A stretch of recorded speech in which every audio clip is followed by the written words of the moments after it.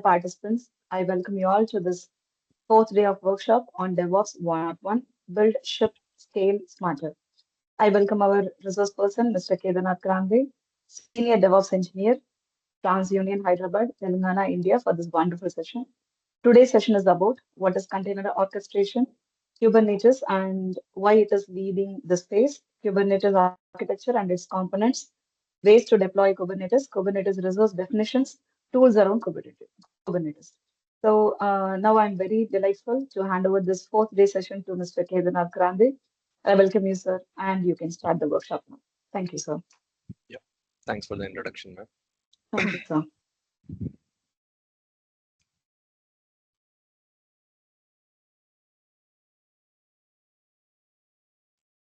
Yeah, as mentioned before, today's session is on container orchestration. So yesterday we saw what microservices is, why we are using them, and just a second. We have seen Docker, which is the popular containerization tool. Okay, so we have seen how Docker works, some of the Docker commands like basics, and we have seen what Docker Compose is as a tool. So if anybody has any questions from the previous session regarding Docker or containers, just let me know. I can clear the doubts before going forward.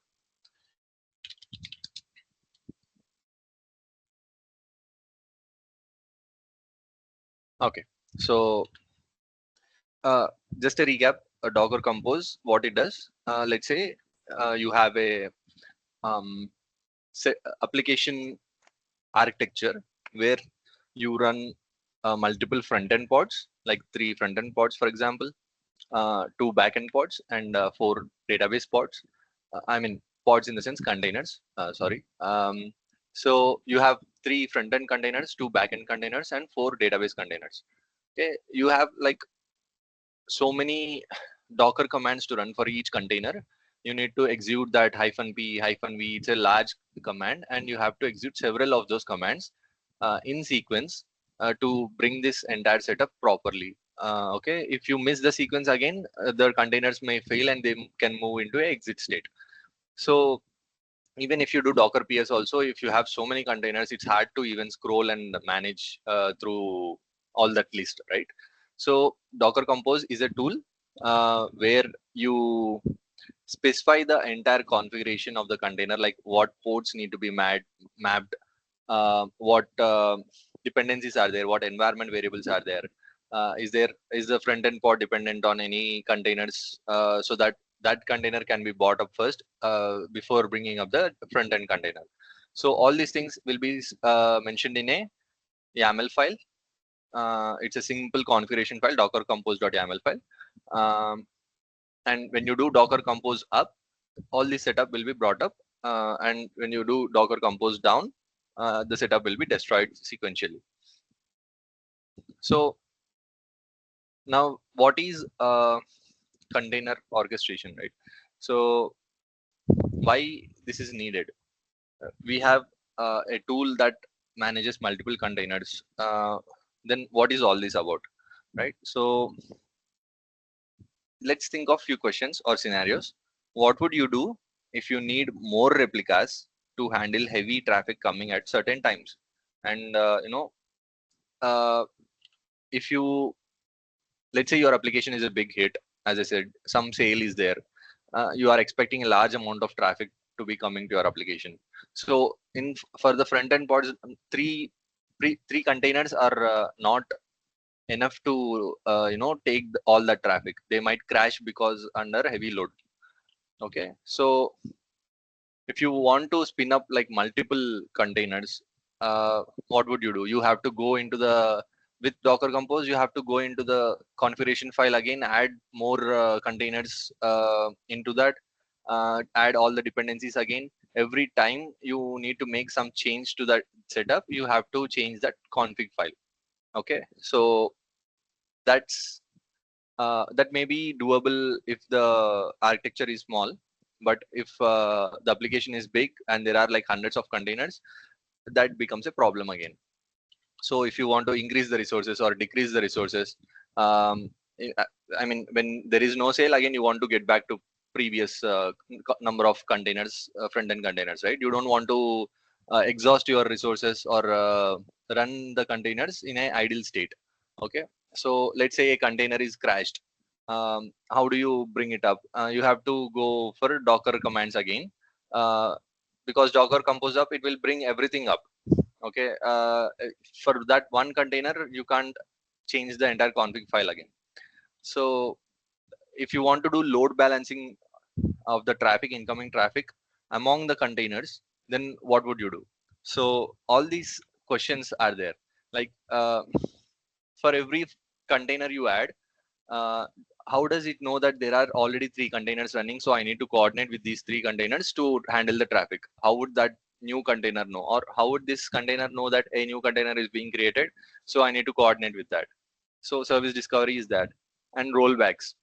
If you updated the image, let's say, and that image is crashing this backend pod, you want to revert back to the previous version of the image, right? Because you don't want to push the bugs. So when you are reverting back, you need to change the docker config file again and do a docker compose up. Then everything will be recreated again. So that might bring downtime. So it's not a efficient rollback that can be done. So to solve all these problems, container orchestration was created, like, or it was explored. So popular tools that achieve this container orchestration are Kubernetes, Docker Swarm, and this is ECS. So what is Kubernetes? And among these, the majorly popular, like in containers, Docker is popular, right? Even more than that, when you talk about container orchestration, people think 99% of time you're talking about Kubernetes only. Docker Swarm and other things, it's a minimal market share that is there.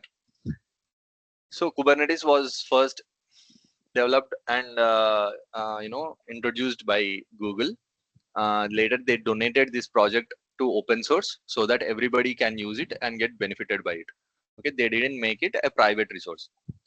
And Kubernetes is often called as K8s. They just don't want to spell everything, so they just, in a short form, they are calling it as K8s. So it's an open source container orchestration platform. Okay, so what is Kubernetes? It provides features like automatically deployment and scaling, and this should be edited. Fine. Um, what does it mean? So when there is a heavy traffic coming in, based on the um, load that's coming in, or let's say your container is reaching a 80% CPU usage limit, that means it's very near to that 100%. And when all the CPU is used and there is no more space, the container will obviously crash.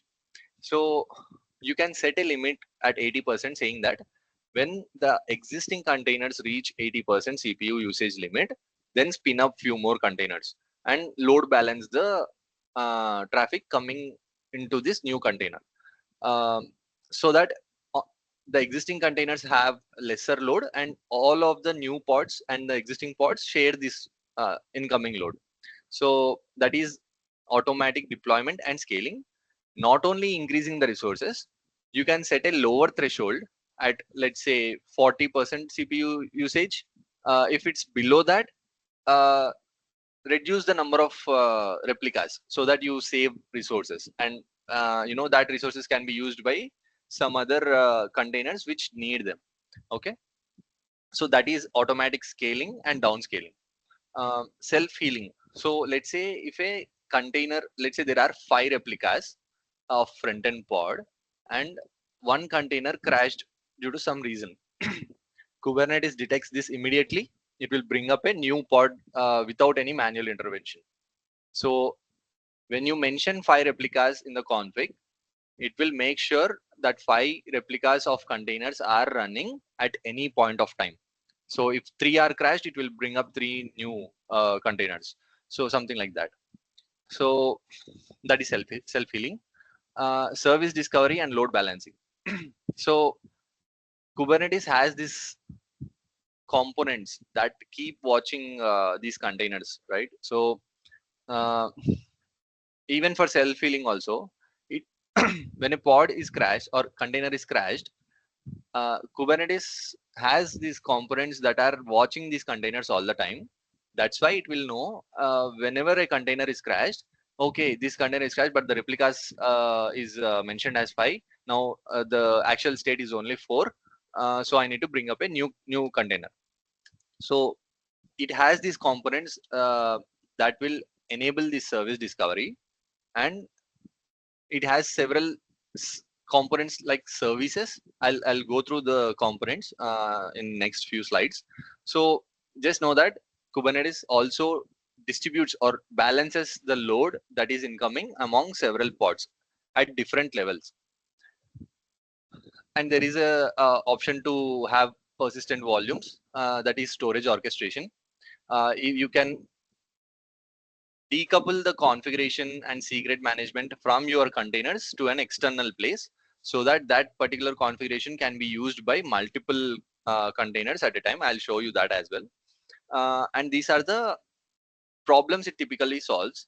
And the features of Kubernetes is like open source, extensible. It can so Kubernetes is a thing which can be adopted by anything. So there is GKE clusters like Google Kubernetes Engine, um, EKS for Amazon, AKS for Azure, Microsoft Azure. So it is adopted by lot of bigger companies, and it's cloud agnostic, it's portable. Even on your local computer also, you can run Kubernetes clusters in many ways, not just one or two ways. We'll see that as well. So scalability and resilience, I told you that. Simplified container management, growing ecosystem adopted by major companies like Google, AWS, Azure. Uh, Everything nowadays, if you talk about microservices, if it's an enterprise level application, Kubernetes is the by default 90% of the time Kubernetes is the one that's being used.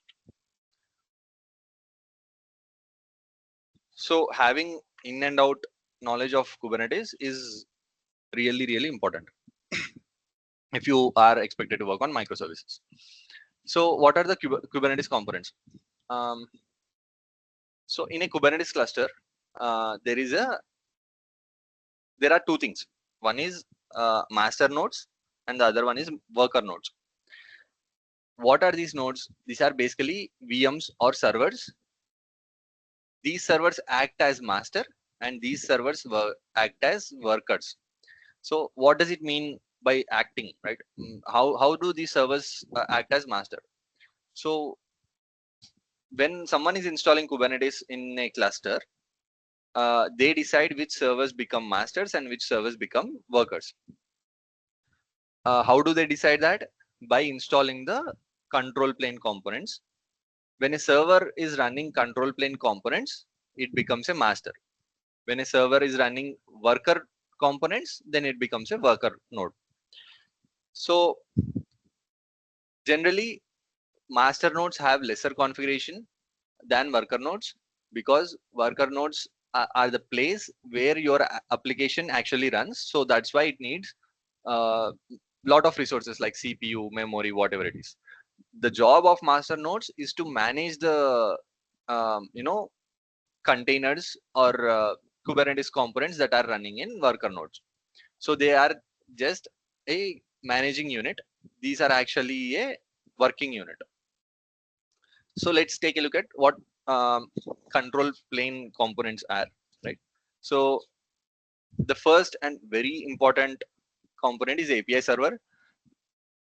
Any command that you run from your system or from any terminal, it has to go through API server. Okay. Um, it's like a central interface for managing the cluster. When you execute any command like kubectl get pods or something like that, I'll show the demo as well. So when you execute any command, that command comes to API server, and API server, what it does, it will authenticate. Okay, I am getting a command from so and so person. Is that person actually eligible to run this command in my cluster? Uh, does he have the permissions? First is authentication, second is authorization. There is a clear difference between them. Authentication is, are you the person who you are? Authorization is, if you are the person, then do you have the permissions to run this particular command? Okay, so it does authentication, it does authorization, and it does API request processing. And the second one is scheduler.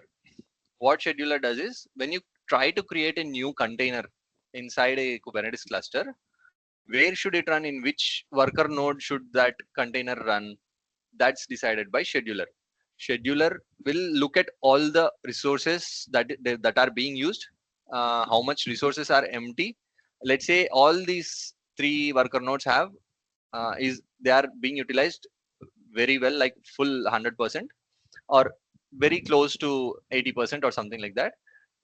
Then these two have relatively enough space compared to these three. Then scheduler will schedule a new pod into these.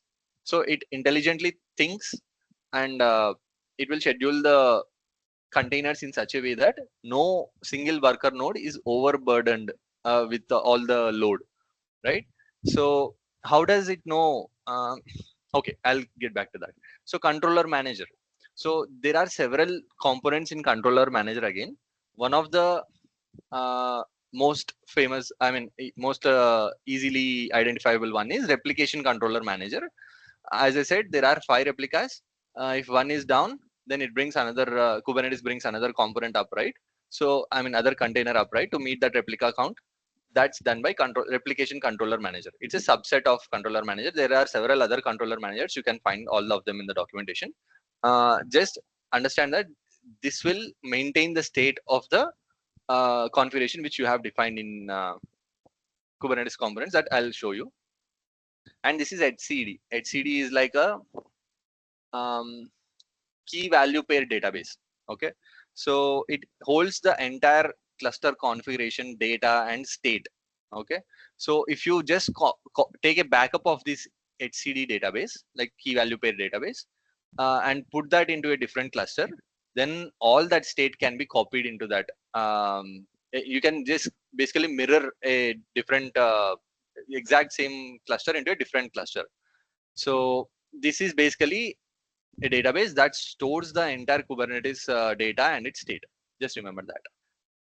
Now, cloud controller manager. This is a new component that comes in when you are running Kubernetes in cloud. These are all master components. Okay, you need to remember all these. So the next one is worker nodes. In the worker nodes, you have kubelet, which is like a brain of the worker node. Okay, it's like a captain of this particular server. Whatever goes on in this server, kubelet has to know that. Okay, and it will communicate with master nodes, especially API server. Okay, uh, more on kubelet. So how will the scheduler know, like, what I said, scheduler is a component that when you are containing a new creating a new container, it will see which worker nodes have empty resources, and it will create the container in that server, right? So how will this particular scheduler know which server has this many resources? It's because of kubelet. There is a kubelet running in every worker node, and this kubelet will keep on sending the status of this server to the master nodes. It's like it informs the all the details, right? So all the details are stored in HCD. So when you execute a command kubectl create or kubectl run, then that command goes to API server. It will authorize that command, and it will go to uh, scheduler. And scheduler, what it does, it will check HCD for the server which has enough resources. Uh, all the data is maintained in HCD, right? How will the data come to HCD? Kubelet will keep sending that data to API server, and API server will populate it into HCD. And scheduler, once it decides which node the container needs to go into, it will tell the API server, okay, you can create that particular container in this particular node, and API server will contact the kubelet of that node to create the container in that node. So API server is like a central component that handles all the communication between different components. Scheduler doesn't talk directly with kubelet. It doesn't talk directly with etcd. Controller manager doesn't talk directly with any of the components. Any of the components, uh, if they want to communicate with other component, it has to go through API server. So that's why it's a very important component. And kubelet is like a captain of each particular node, and whatever goes on in that particular node, then kubelet relays it to the API server, and the API server stores it in the etcd.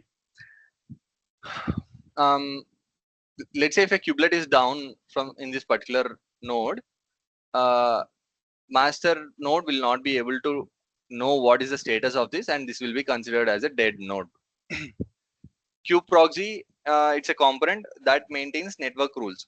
So as we saw yesterday in Docker, for these containers to run and communicate, there needs to be a network, right? Each running container has an IP address. So similarly, inside this cluster, uh, pods, I mean containers inside the cluster have their own network, and whenever a new container is created, a route to that container needs to be created. That will be handled by kube proxy. There is a container runtime again. Obviously, if you are involved with containers and you want the containers to be run successfully, a container runtime is needed. Be it Docker, be it Kubernetes, or any other technology, container runtime. Without that, you can't run containers. So that's also there. Yeah. Any questions so far in the Kubernetes components? These are very important. If you have any confusion, just speak up.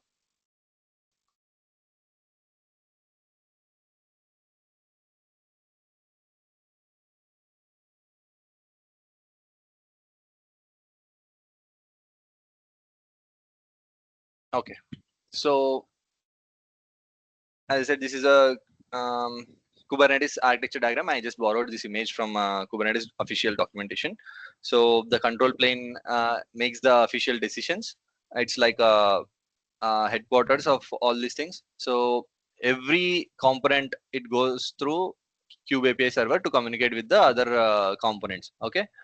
There is a kubelet, kube proxy running. What is meant by pod? I wanted to discuss that later. That's why I keep telling containers only.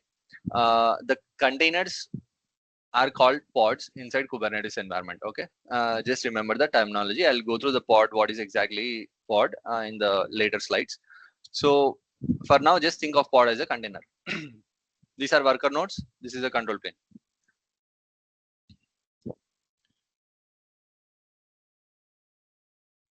So the core concepts of Kubernetes.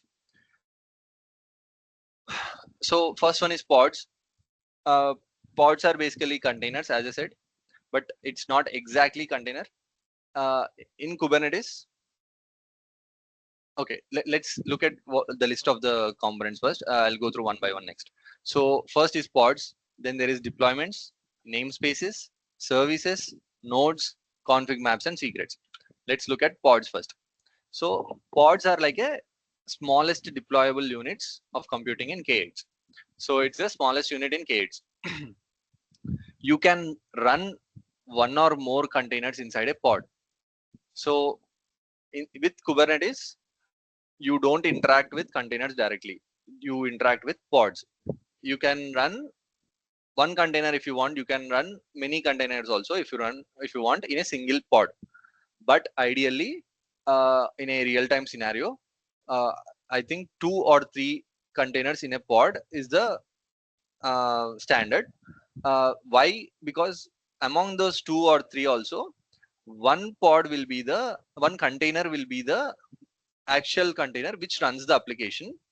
And what, let's say for example, there is a application running in this container, and it's printing out some logs. There can be a helper container which will take all that logs, and it will send it to some other central location, like a logging server or something like that. So in a real-time scenario, when I said there are 2 or 3 containers running inside a pod, one container among them is the actual application container, and the other containers are the helper containers. So one is the actual one, The others are the helper ones, right? So both these containers have shared resources. They have shared network, they have shared folder structures, processes, and shared configs and secrets. Okay, so this is the same which I said. They have shared lifecycle. So if this pod is crashed, these containers are also, they also stop running. They also get crashed. So there are several patterns, right? Like sidecar, init, ambassador. As I said before, sidecar is a pattern where there are helper containers that help the main container and by reducing the load of the main container. So main container can just focus on running the application. It doesn't have to think about pushing logs to some other location. That will be handled by uh, helper containers. It can reduce that load. Okay, so that is sidecar pattern. Init container pattern is before starting the actual container, a initialization container. Init you have seen, right? Git init. um, what that means, it is basically initializing things so that the main application can run properly. You might have to do some installations, getting some folders ready or something like that, right? All that initialization tasks can be run in a small container first, and after that init container is successful, I mean, if all the tasks, initial setup tasks are done successfully, the actual container is brought up. The init containers get destroyed inside the pod itself. Okay, uh, that is init container pattern. uh, Ambassador and adapter. So adapter translates uh, or normalizes data. Okay, these are quite complex. You don't have to focus on these now. Just know that there is an ambassador container pattern and adapter container pattern. Ambassador is for managing network traffic and communication. If you ever heard of service mesh and all, ambassador container might be the pattern there. Okay, so what is the relation between Kubernetes and Docker, right? So Kubernetes uses this Docker. Okay, in the previous components we have seen, right? There is a container runtime also here.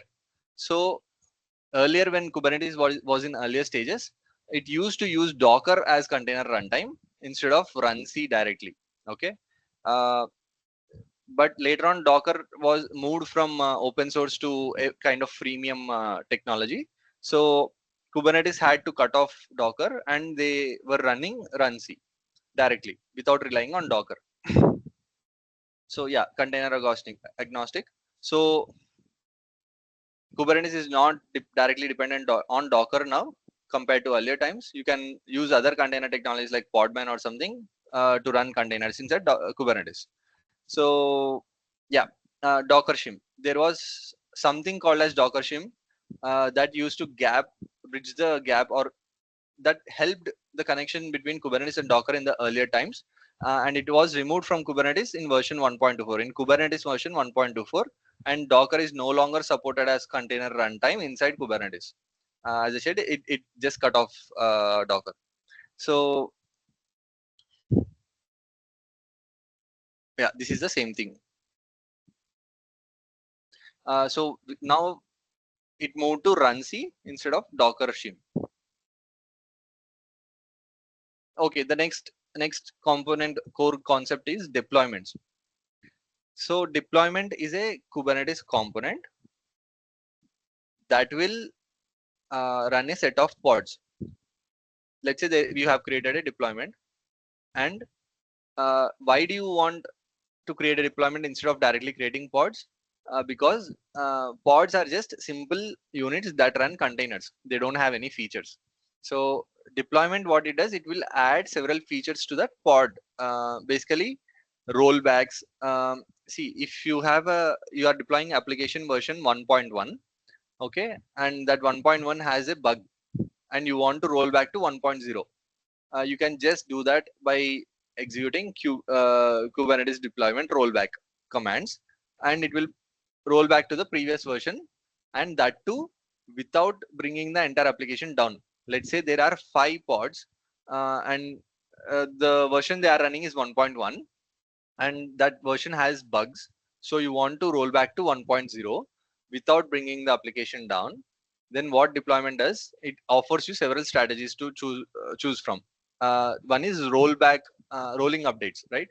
So what is rolling update? You first among those 5 pods, you first bring down the first pod, update it to 1.0, and bring it back up, and go to the next one. That way, all the pods are not down at a single point of time, and the other pods which are up, you do these update rollback one by one, and the traffic is being served by the containers which are up at that time. So there is no downtime. So deployment, when you create it, what it actually creates, it creates a replica set. Replica set ensures that there are specific number of replicas running at all times. Replica set actually deals with the replication controller manager that was mentioned in the master components, right? So yeah, that's the replica set. So let's say one container is down, or one pod is down. Okay, so replica set is specified as 4 in the deployment configuration, and that's why replica set kicks in, and it will bring up a new pod to match that number.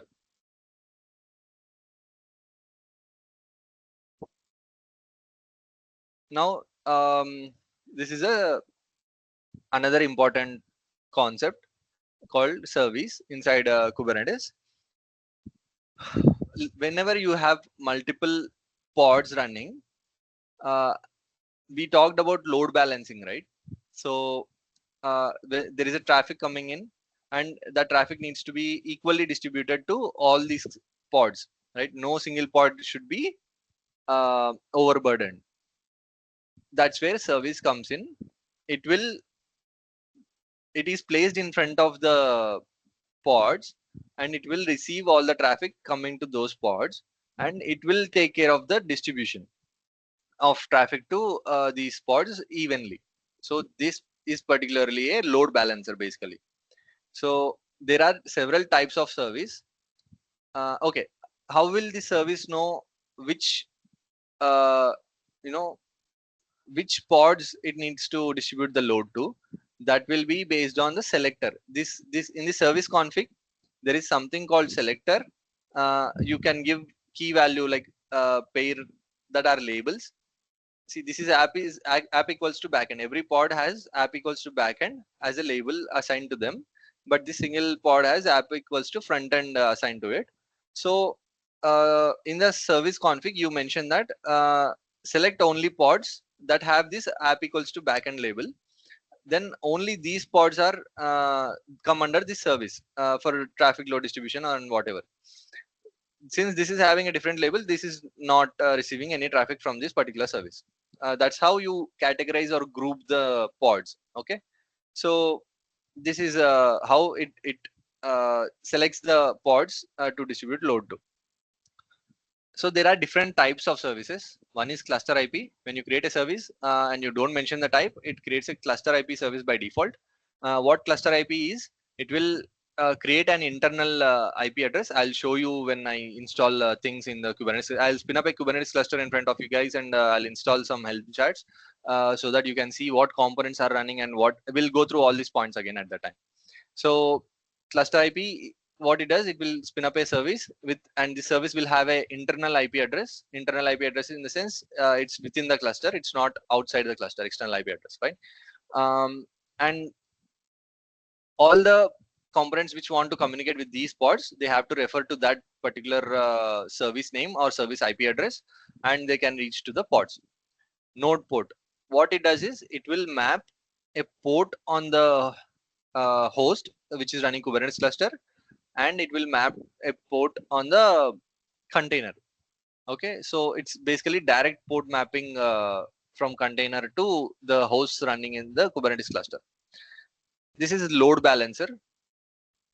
What load balancer does is, when you run this particular Kubernetes in cloud like GCP or AWS, load balancer is then used, and it will create an a load balancer in the cloud, like application load balancer of AWS, right? So that particular service is responsible for creation of a load balancer, and there will be an external IP address, and someone outside in the public internet can refer to the can communicate with these pods using that load balancer's IP address. That load balancer is created outside Kubernetes cluster inside the cloud because a load balancer is a cloud resource. So basically, it exposes the service externally using an external load balancer, and Kubernetes directly, it does not offer a load balancing component. That's why it is dependent on cloud provider. And there is the external name service. What it does is it maps the service to the contents of the external. There is a different field called external name inside the service. If you mention the type as external name, uh, it will just map the service to the contents of that external name. I'll just show you the documentation. Okay, I think I'm sharing the PPT only. Just a second.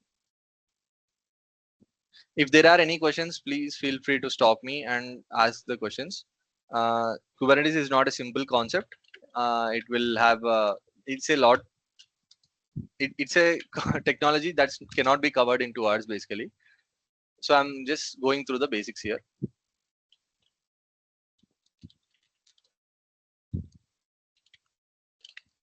So this is Kubernetes documentation. You can find everything here. So if you go to service, you will know what service is, right? The service configuration is like this. You have a selector, which I mentioned here. This is the selector app equals to backend, right? You just mention the app equals to backend kind of thing here.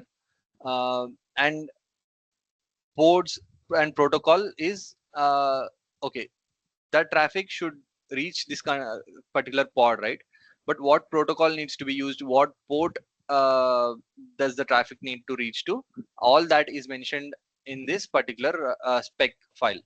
So any Kubernetes component will have these things as common, not spec, these things as common. One is the API version, one is the kind tells you what this is. Is it a service? Is it a pod? Is it a deployment or a replica set? So kind tells you that. Metadata is like like you are giving a name to that service, right? It's a my service or front end service, whatever it is. You can add labels also in the metadata. And if you, okay, this is a pod definition, right? And it has, see, in metadata, there is a label section and there is this label. And basically this label is the one which is used in the selector. If you do proxy here, this service will be sending traffic to this particular pod. Okay. Yeah. So this is a service and there are,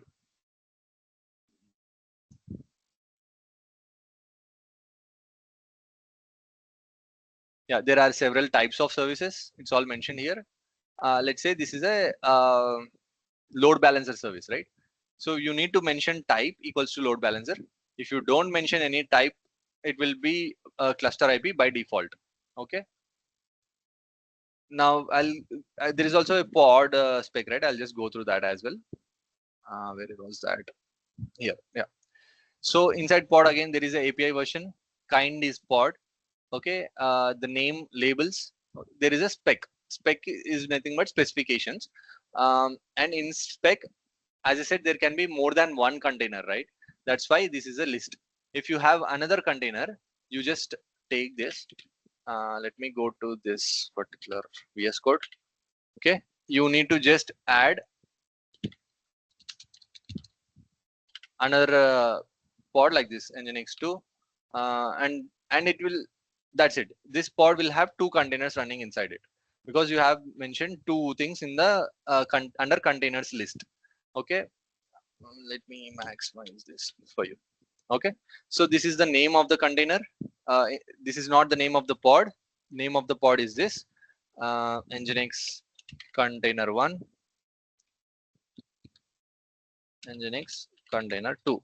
Okay, the image of the container, there can be multiple images. I can mark it as latest. So container port which needs to be opened and the name of the port basically. So this is how spec files are written. We'll go through these again when we have a demo. Yeah. So next is namespaces. So let's say you have a large container and you have several applications to run in that cluster. Okay, you have a large not container, large cluster, Kubernetes cluster with several nodes, like hundreds of master and worker nodes combined running in that cluster, and you want to deploy several applications. Obviously, when you run an enterprise application, you need to have a application namespace. Okay, I'll tell you what namespace is. You have to deploy application. You have to deploy a Prometheus. Prometheus is a monitoring tool, as I said, right? It needs to monitor how much resources this particular application is consuming. So you need to deploy that as well. You need to deploy a security solution, maybe uh, a logging solution like Fluentd or Kibana. All that stack is there. So several things might need to be deployed. In the GitOps section, we saw on the day two, we talked about Argo CD as well, right? That pulls the configurations from Git repo whenever there is a change, and it will make that changes in the cluster. So you have to run that agent also. So like this, there are several softwares that need to be run inside a single cluster. How will you manage that? Uh, that's through namespaces. So if you want to deploy an application, just create application namespace. And let's say that application namespace is NS1. You create the application pods inside this, services, deployments, or everything related to application inside this. These resources running inside this namespace, they won't know what's happening outside. They are isolated inside this particular namespace. So let's say this is a Prometheus namespace and there are Prometheus pods running inside this. Unless you mention the namespace name, see, it's like a house. Every person is there in the house, they'll have this name, house name. Like mine is Kedarnath Grande, right? This is like, let's say, Grande. And if there can be multiple other houses as well. If you want to refer to some particular resource, you will use the, to uniquely identify that particular human or resource, you will use the house name as well, right? It's the same. If this particular pod wants to reach this pod, it needs to mention the namespace ns1 dot this pod name. So that's how the communication happens. Okay, so this is a interesting way to group things. Okay, even in master nodes also, when you install Kubernetes cluster, you will find several namespaces by default. Uh, and in kube system, there will be like control plane components, kube API server. All these components also run as pods only. I'll show you that when you install the cluster. Um, so yeah, namespace is provide a way of isolating groups of resources within a single cluster. Names of services needs to be unique within a namespace, but not across namespaces. So there can't be more than one like my pod inside a single namespace. There can be my pod here and my pod here, because there are different namespaces and they can be differentiated using the namespace name. um, and yeah, there are initial namespaces by default when you create a cluster. Namespace based scoping is available for only namespace objects. Okay, this is fine, I'll just tell you when you. Okay, there is something called, see, taints and tolerations. When you understand this, you will know what level of micromanagement that you can achieve using Kubernetes. This is something called taints and tolerations. What it will do is, when you, let's say, inside your cluster, I'll just go back to that previous. Yeah, when these are the worker nodes, right? Let's say there is this worker node that's having higher configuration, like 60 GB storage and 32 GB RAM, and this is like 8 GB RAM and then 20 GB storage, something like that. uh, you you would want to run higher applications that consume higher resources into the bigger one, right, instead of the smaller one. So how will you control that? uh, that is done through this taints and tolerations. Okay, so when you mark the this, let's say this is a bigger server, this is a smaller server, node. Servers are nodes basically. So you put a taint on this node saying that allow only the pods that have this particular label, like color equals to blue. Okay. and you put a toleration on your pod which is running that application that consumes higher resources with the toleration color equals to blue, then this pod will not go inside this particular node because it doesn't have a taint matching with the toleration. And this particular server, it doesn't accept any of other pods because these pods don't have a toleration to this particular taint matching to this particular taint. So that way you are you are just making a highway for this pod to this node. So taints allow nodes to repel a set of pods and are applied at node level. When you apply a condition to the node, it's called a taint. When you apply a condition to the pod, it's called a toleration. So there are several ways to control several things in Kubernetes, and more ways and more problems are being solved. And they are since this is an open source, it's being developed very fastly, and since it's adopted by many large companies, all these features are coming up. Initially, these were not there. These are with every new major version, there are new features coming up that are solving existing problems. Yeah, and this is config maps and secrets. Let's say in the Docker Compose file we saw earlier, um, each container was using several environment variables, right? So every time you are specifying spinning up a container, you need to mention all those environment variables. That's a pain, right? So what you do is you put all that uh, common configuration into a config map, something called a config map, and it's like a small database that contains all your key value configurations. Okay, and when you have several pods pinned up, you can just use the name my config map inside this specification to refer to that configuration. That way you are not specifying this thing in every pod every time you spin it up, right? And let's say that configuration is changed, you want to change the environment variable sometime in later in the future, you don't have to go to every pod spec file and change it. You can just change the config map spec file, since these are all referring to this particular configuration using the my configuration name.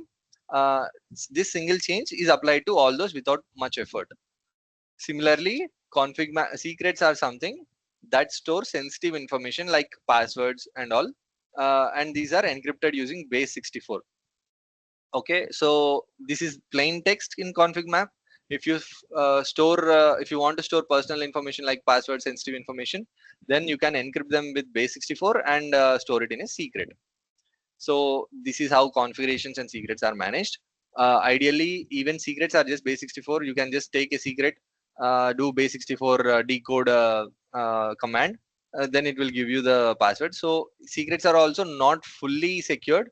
It's just a small way of securing things in Kubernetes, but this is not recommended in production environments.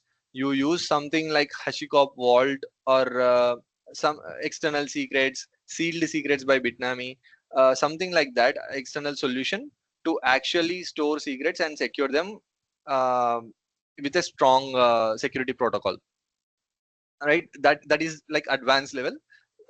Just know that there is a way to store sensitive information externally in the Kubernetes cluster, externally to the pods, and that is secrets. Okay, what is YAML? So all the configuration like which we are writing, this is a YAML file. So as you can see, one file is there here, that is also a YAML file. Okay, these all YAML file is a it follows specific syntax. When you want to mention something inside a particular section, you do a colon and give a 4-space gap, and then you can mention it. Like inside labels, like these are things inside labels, like these are the things inside metadata, something like that. So when you want to specify list, you specify like hyphen, and it will become a list inside the containers. So this is a specific format. Um, every Kubernetes component, you can write it in YAML. YAML is the default one that's being used. Even the technologies around Kubernetes, and this is kind, I'll go through the technology for you, but even that is using YAML. YAML became a like default thing for all the Kubernetes related technologies. So the abbreviation of YAML is like YAML int markup language. Y is for YAML, A int markup language. It's a human readable format. It's better than JSON in terms of human readability. So it comes with all that. It's flexible, accessible, it's human readable, simple to understand, used for writing configuration files.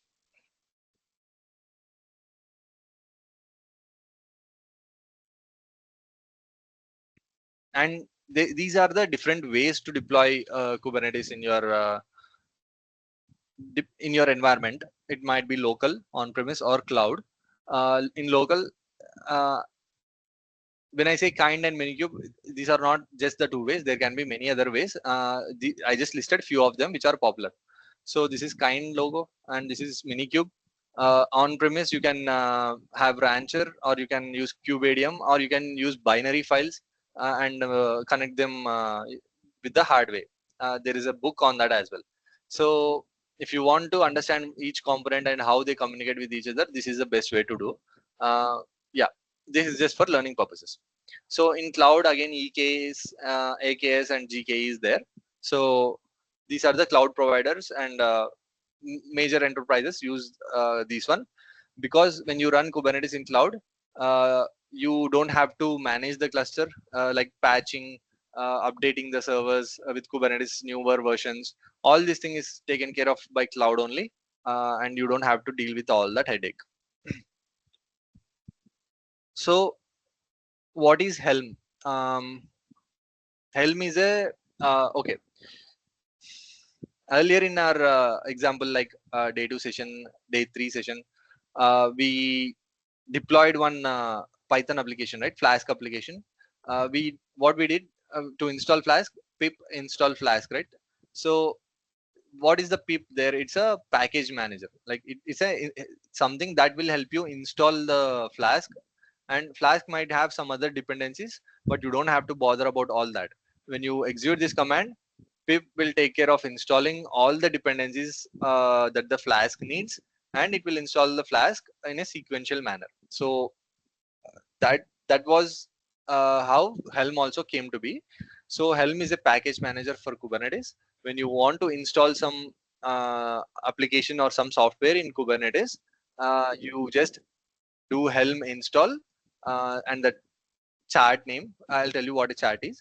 So, and all the components that are required by that particular application, like pod specification, config maps, secret maps, secrets, services, all these things, whatever that application needs to run properly, you all gets installed sequentially without any problem.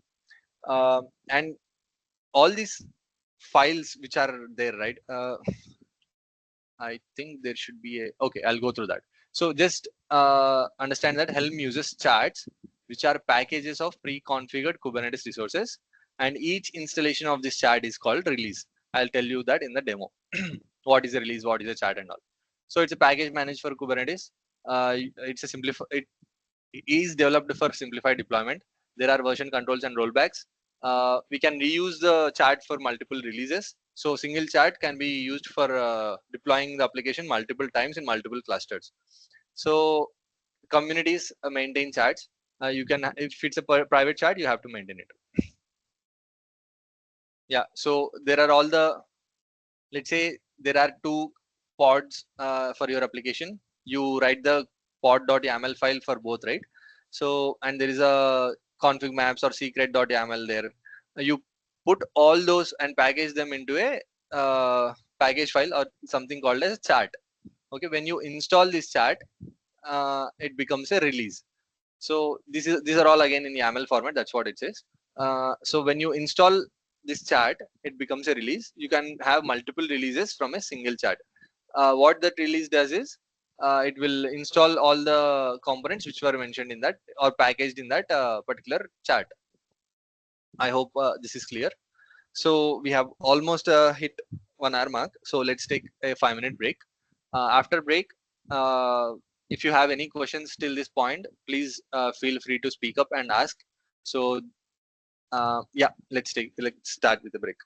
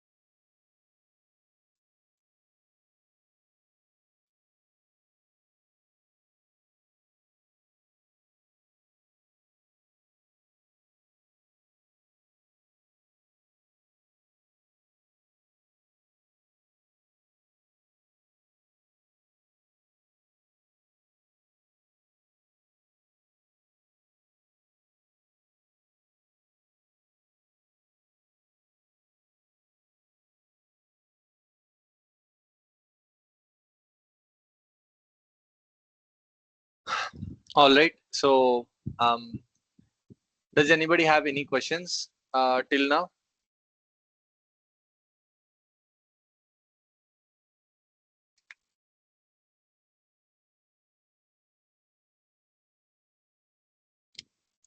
Please feel free to speak up. If you don't understand anything, I'll just go through that again and try a different way of explanation.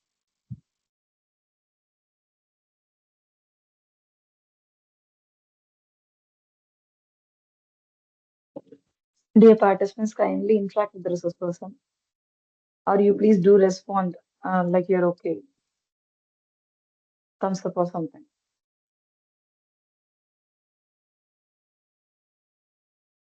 Yeah. All right. Okay. Okay. So we'll be creating a Kubernetes cluster now, and we'll be deploying Prometheus inside that. So before installing that Prometheus, I want to just have a quick glance on what actually Prometheus is. Okay, it's a open source monitoring and alerting toolkit.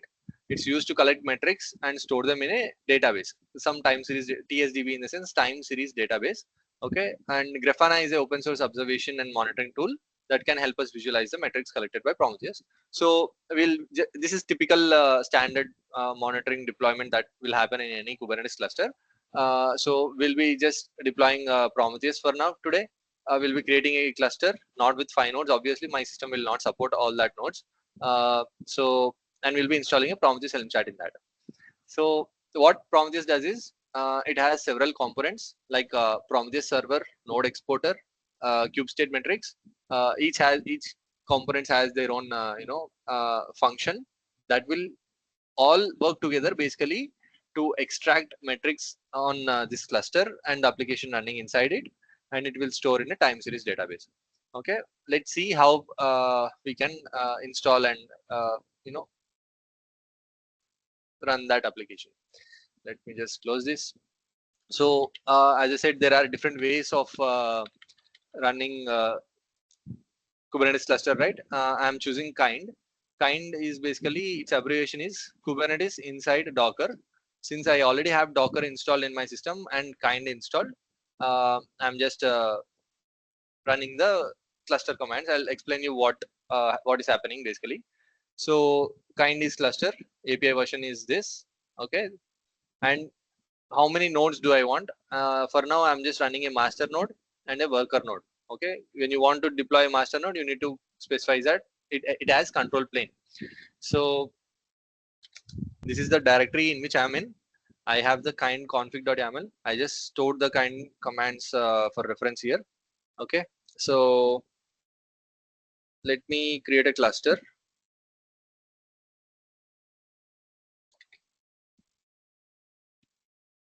Let's name it as demo cluster, and the config is kind config.yaml, right? So it started creating the cluster. So what is the icons are also really helpful here. Since I specified only 2 nodes, it just specified 2 boxes here. Okay, if you are interested more in how to deploy this kind cluster and play around with it, you can refer to my blog. There are free articles inside that. You can learn a lot from that.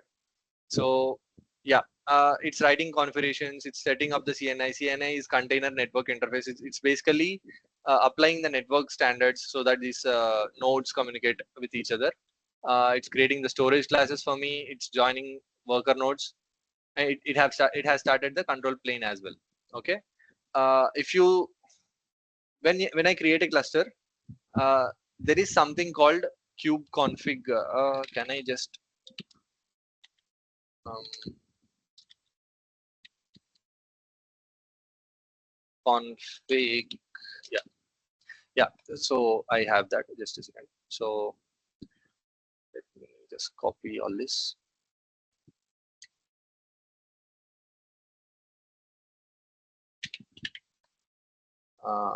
I need to word wrap. Yeah. So this is something called kube config. it holds some configuration that will tell. Okay, so you execute commands to a Kubernetes cluster using something called kubectl. Okay, kubectl.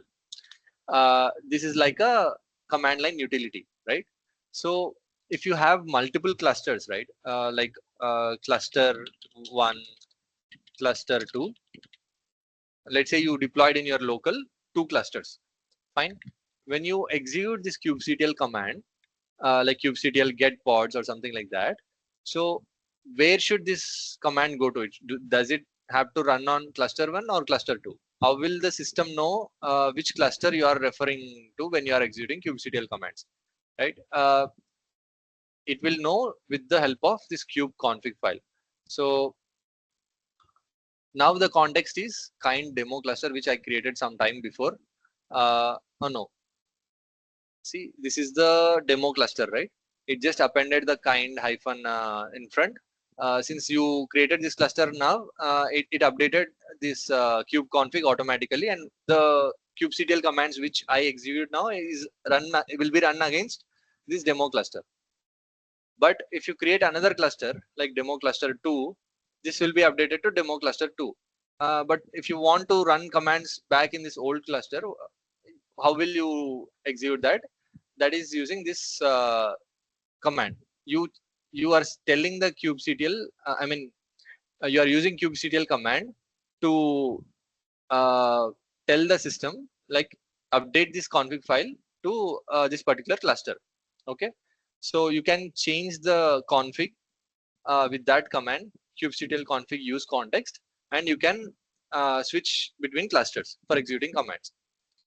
Hope that made sense. Okay, now since we have the cluster ready, just remove this as well. Okay, let me check the nodes now. kubectl get nodes, and I have two nodes. One is the control plane node and other is the worker node. Okay, by the way, as I said, kind deploys Kubernetes inside Docker. I know that's a reverse way of doing things, but it works.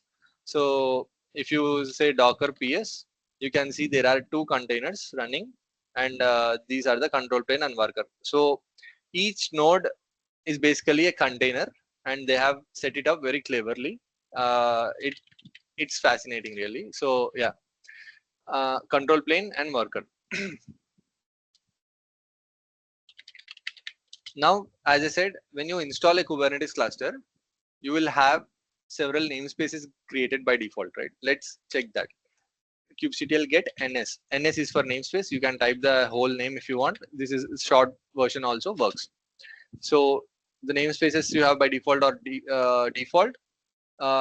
Nodely is public system local path storage. Fine.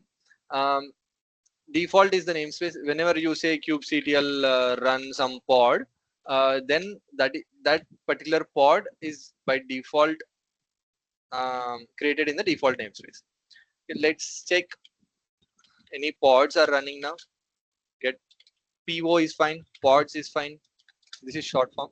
So there are no resources found in the default namespace. But where are the control plane components running?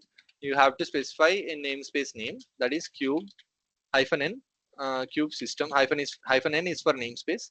Okay, you can see all these pods are running inside the cube system namespace. These are control plane components. So yeah, this is the kube API server pod. This is the kube controller manager, kube proxy, okay, kube scheduler. These are all the components which I showed in front, right, in the PPT. There is also a HCD. There is also a core DNS pod. Core DNS acts like a internal DNS server within the Kubernetes cluster. Fine. Now, if you want to see where these, so what is happening here is these are all running as Kubernetes pods only again. Okay. These are Kubernetes components running as Kubernetes pods. If you add -o wide option, okay, then you can see you have much more information coming in for this command. Okay, you can see where these components are running. So this Cube API server controller, all these are running on control plane. The Cube proxy, one is running in control plane, one is running in worker node. Okay, uh, and the scheduler is again running on the control plane. Fine. So that's how you weave the data, and all those components had IP addresses. If you see, okay, that's how the control plane components and worker plane components are deployed. What else did we go through?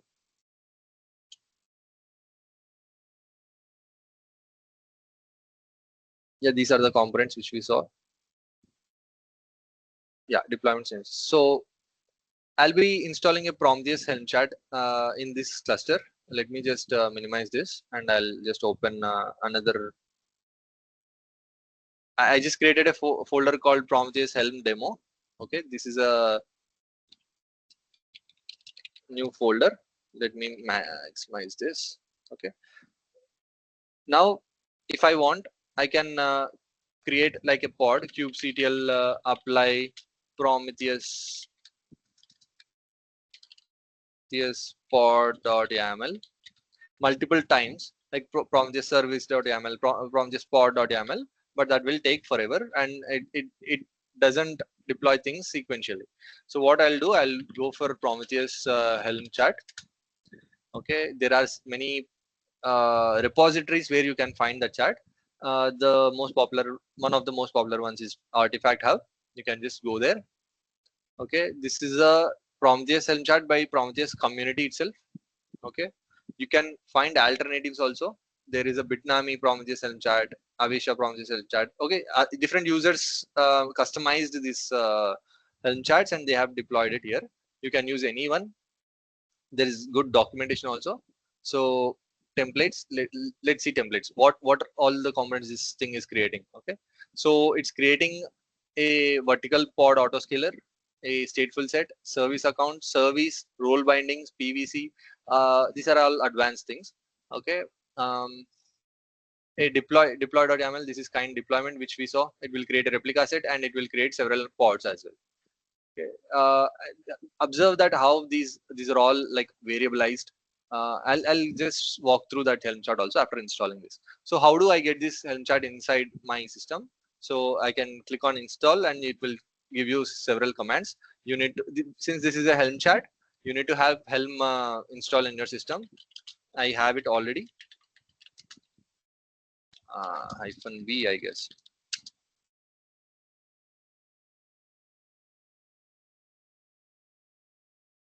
Yeah, so since this is giving all these helper things, you can just confirm it's installed. First command is to add a repo, but I have all this repo already added. Repo list,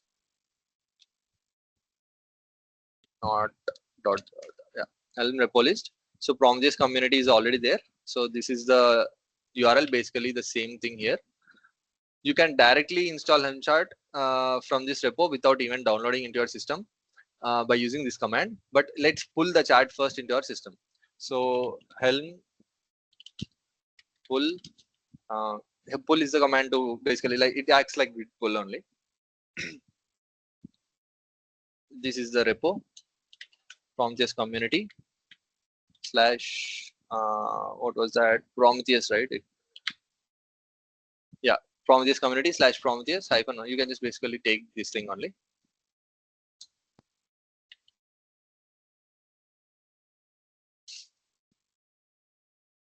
Okay, so now you can see that it pulled a zip file here. Can I extract here? It's asking me to compress. I need to decompress. So extract here. Okay, that works. Fine. I have a folder now. Everything is extracted properly. So see, this is the Helm chart structure. You have templates. You have the chart details. Like this is a like license information and all, everything will be stored here. Okay, this chart again contains subcharts. That subcharts are mentioned here. Just ignore these for now.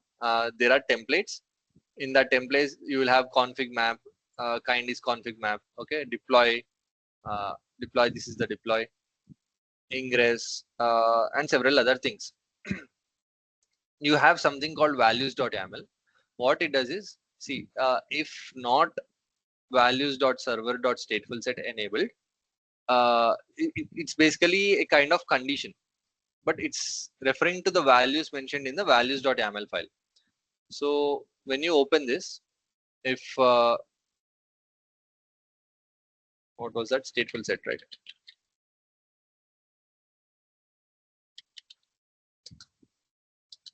Yeah, see, if values.stateful set or dot is enabled true, then only then that particular where was that, STS, that particular resource will be created. Else it will just be skipped because this is enabled files. When we deploy this Helm chart, this particular stateful set will not be deployed. Okay, you can write several conditions like that, and you can deploy the resources automatically. So just understand. So Prometheus, for it to run, it needs all these resources to be created. If I have to create all these resources, I need to execute kubectl apply several times with proper values, right? That doesn't make sense. So what Helm is helping us doing to do is just prepare this chart, one time effort, put that in, have several controls. These are additional features. So put all that, have a values file. You can have several values files also. When you are installing the Helm chart, you can specify the values file that you want to use for that particular chart. Okay, it offers several such features, and it makes it easy to deploy n number of resources with a single command. Okay, I'll just install this for now. So now that we pulled the Helm chart, Helm install, um,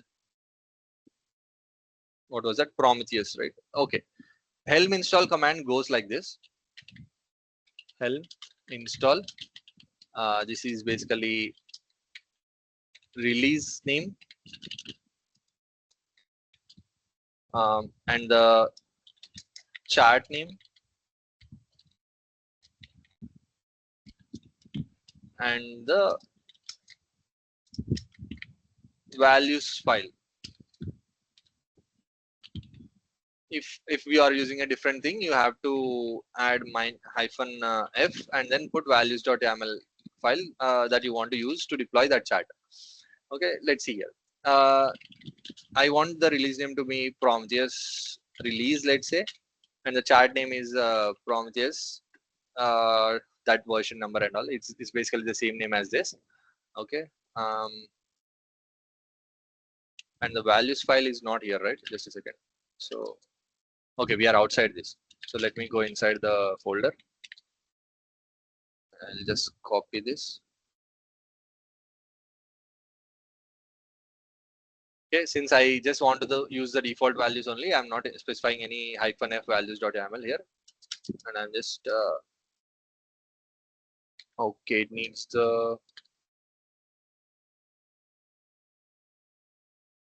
Prometheus hyphen community. It needs the full repo name and the chart name. Spelling mistake there.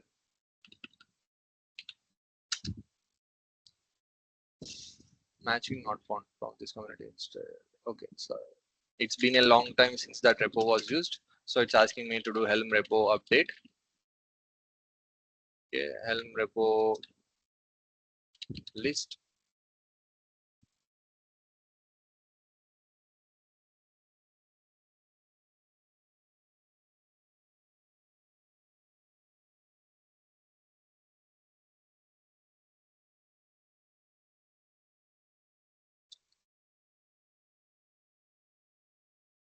Helm install from this community, Prometheus.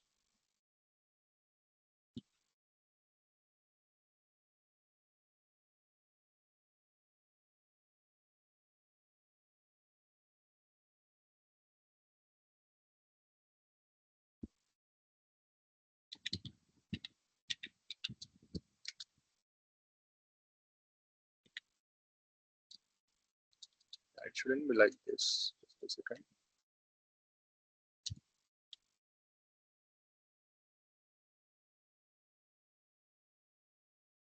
Dot. Let me just correct this for a second. Chart.yaml file is missing. Why? Oh, there is a Prometheus folder inside this. So I just thought there's a Prometheus folder and I'm inside this folder and I have the values.yaml, but actually values.yaml is inside the Prometheus folder again. Okay, cd Prometheus is the same command. Valid release name. Helm install, there should be a release name. I didn't give the release name. Prometheus hyphen release. Let me just prepare the command here. Helm Prometheus hyphen release. Prometheus community slash Prometheus dot. This should work.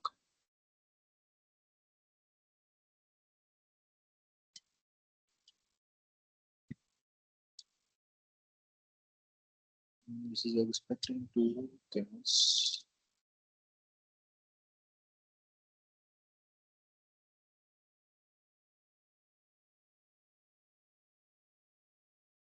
Let me use that command.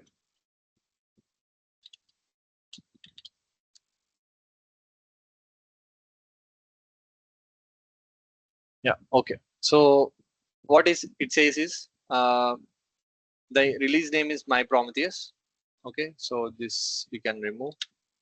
The namespace is default since we didn't specify any namespace like hyphen n namespace. It just took the default namespace and it deployed. And the revision is 1. This is important. Okay, and the Prometheus server can be accessed via port 80. This is fine. So after installing the Prometheus, let's see the what resources it's created. So these are several resources that it's created. One is Prometheus server. These are node exporters.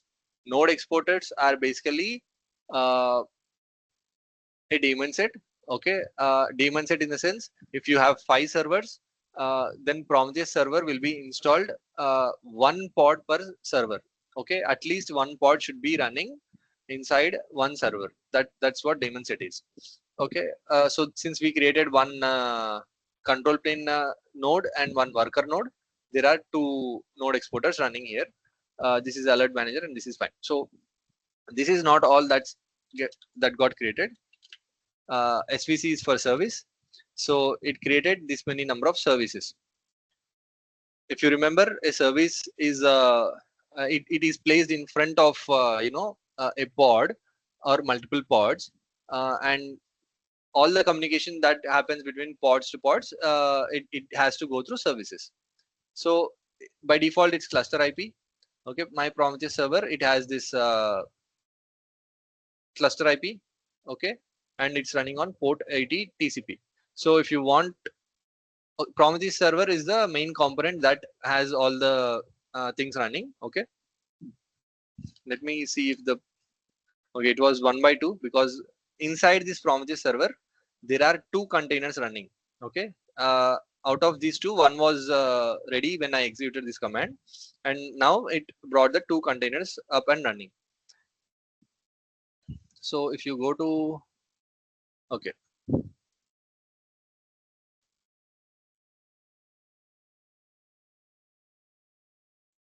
this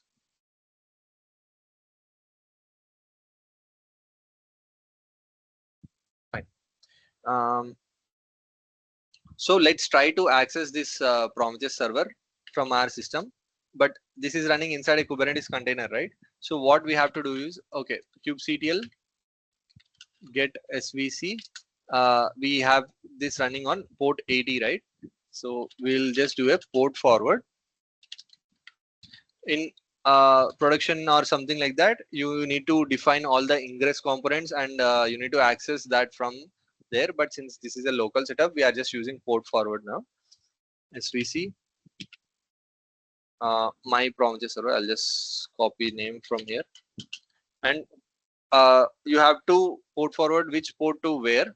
That is 9090, let's say, and this is the 80 port because this is running on 80 here. Fine. So the port forwarding is ready, and I should be able to access the server from here. Let's see. So the Prometheus service is running, and it is pulling all the metrics as well, but I can't see any metrics, right? So you can just type in some query. Let's see what services are up. So it's see, you can get all the metrics here. This is not very visual, so that's why there is people use something called Grafana that will have all the sci-fi graphs and all that are built on this data basically. So let's take a look at configuration. Not this. Yeah, target health. So it's basically looking at all these things. There is an API server. These are the Kubernetes nodes. Okay, these are the states, if it is up or down. Okay, all these things. So that's how it's gathering metrics. In query language, it uses a PQL something. It's not SQL. It's a different query language that's used for querying metrics. Service discovery is also there. Basically, it identifies all the services that are present. So it has discovered like 15 services. Okay, 15 services,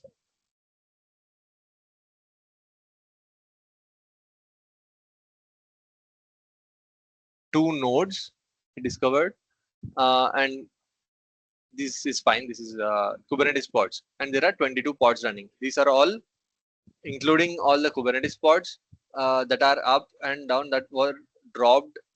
No, it, when it says 22, it doesn't mean that all 22 are running, right? So it found 22 possible things. The pods might be recreated. It will include everything. Okay, it's actually scraping all these metrics. So you can find everything here. TSDB status. This is the time series database in which all these metrics are stored. Fine. Now let's see. If you say Helm list, you will see that which chart is, I mean, which release is installed with which chart and all these things. So, and the revision is also there. If I make any change to the values.yaml, let me just go and do service, regular service, not this. Yeah, this is enabled true. Uh,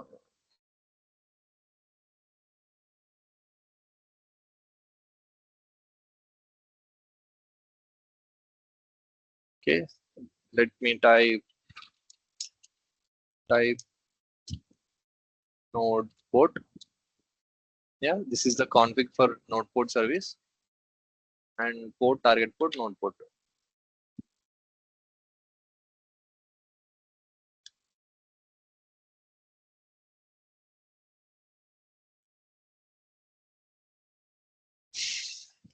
Okay, let's break this. TYP node port, service port, target port, and node port.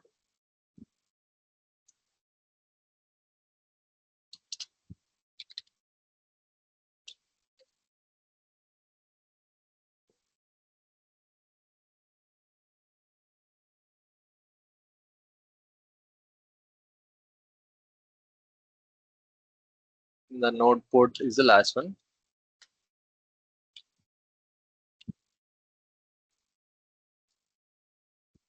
Let's take that one only 3007.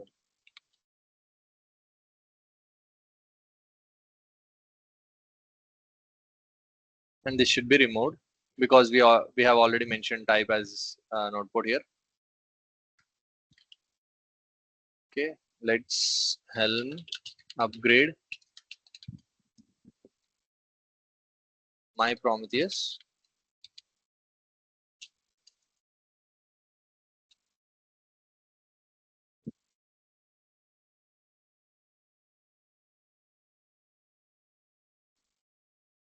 Yes.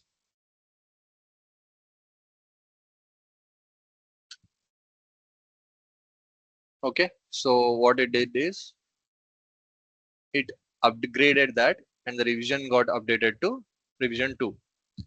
Now let's check the kubectl get svc, because we updated service, and this actually got changed to a node port. It was cluster IP before, but this is a node port. This is also a type of service which we saw, right? So now this will not be available in this. Let's try 3007. It's not serving that.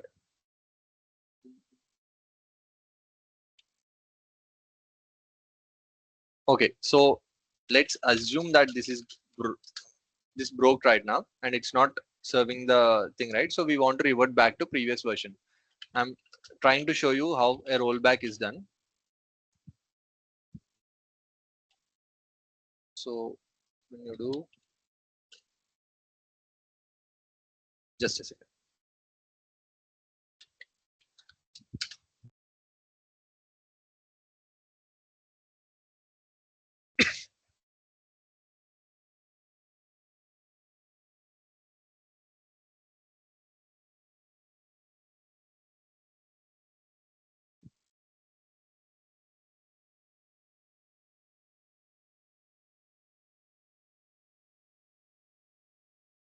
Yeah. So what is it saying? Helm list. When you do, it's saying as Helm is at this particular release. My Prometheus is at revision 2. Okay. If you want to see the Helm previous versions and all those, when you don't remember that, you can see Helm history and the release name. My Prometheus. Prometheus. Okay. You can see that this was superseded by this one, and revision 2 is the higher one now. Okay, this is install complete and this is upgrade complete. Fine. Now I want to go back to the revision 1, right? So I can just do helm rollback my Prometheus. I can specify a revision number like 1, but since there are only 2, I can just skip that as well. Let's do this. Rollback was a success and happy helming. So let's check this thing now. So that rollback is also considered as a new version, and you can see the status. It's rollback to 1. Now let's see kubectl get svc. Okay, and it's turned back to cluster IP again. Now if you go and do 9090 here, you should be able to. Oh, I didn't do a port forward. Yeah. So now you should be able to see the Prometheus UI again. So that's how with a single command, you're actually reverting all your changes to the previous revision. Okay. Yeah. And you can have the history also for each release. I hope this made sense. Any questions you guys have? When you want to delete the Helm chart, you can just say Helm uninstall Prometheus. Okay, my Prometheus. What was the release name?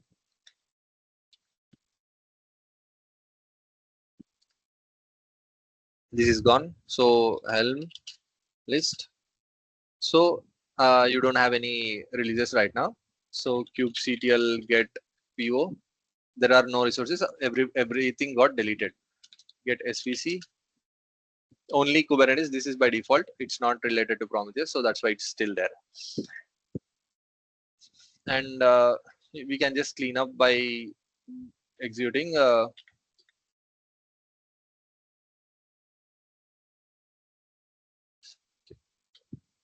kind delete demo cluster. What was the command? Kind delete cluster hyphen name. Sorry.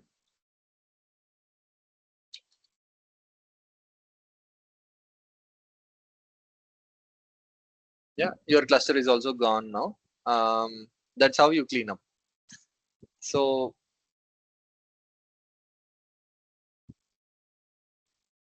yeah, that was a simple demo of how to use kubectl commands, how to use helm chats, helm commands, how do you upgrade a chat, upgrade a release, and then how do you roll back to previous release in case of anything is broken or something.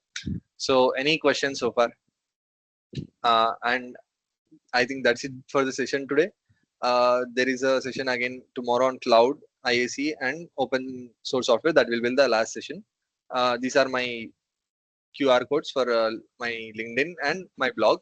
In the blog, you will find several things like running multiple clusters using Kind, installing Prometheus, and doing more with Prometheus than just installing and doing upgrades. So I hope you understood something out of it. And if you have any questions, I'm open to answer. Not just this session, previous sessions as well.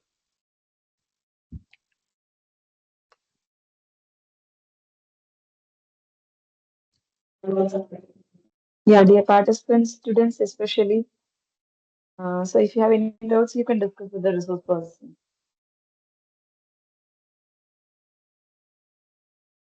So even for the previous session also, if you have any doubts, you can ask. And tomorrow is the last day for the same. So even tomorrow also, if you have any doubts, you please notice it and then you can ask during the session happens. Okay. So the students especially, if you have any doubts, you can ask at the time. So don't forget it. Yeah, if you have any doubts now, you can ask now.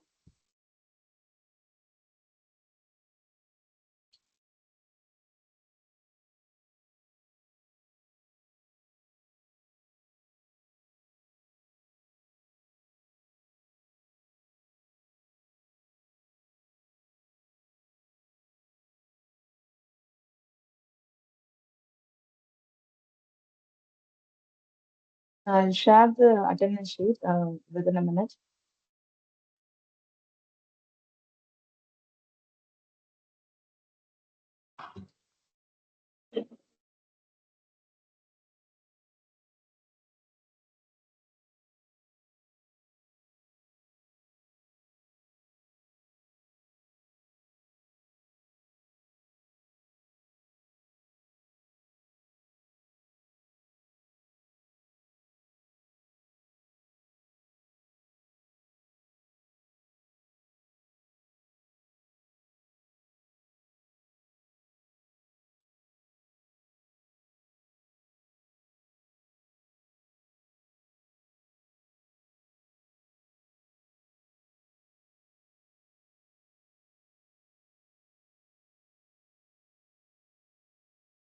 Yeah, I think that's it, ma'am. So Yes, sir. Okay then. Students, when you come tomorrow, you kindly notice some doubts, whatever you have. You just practice the recordings, whatever I was sending to you, and then you can ask doubts if you have. Okay. So I'll send the attendance link to your mail. Okay, you can post the attendance anyway in this chat. If I send also, you cannot check it out. So I'll send you the mail right now, so you can put your attendance over there. So shall we close it, sir? Jagannathan, sir? yes, ma'am. Yes. So I declare this fourth day session is over, and I request everyone can leave now, and we'll meet tomorrow. That is the last session. And thank you to our resource person and to all the participants. Thank you. Thank you, sir. Thank you, ma'am.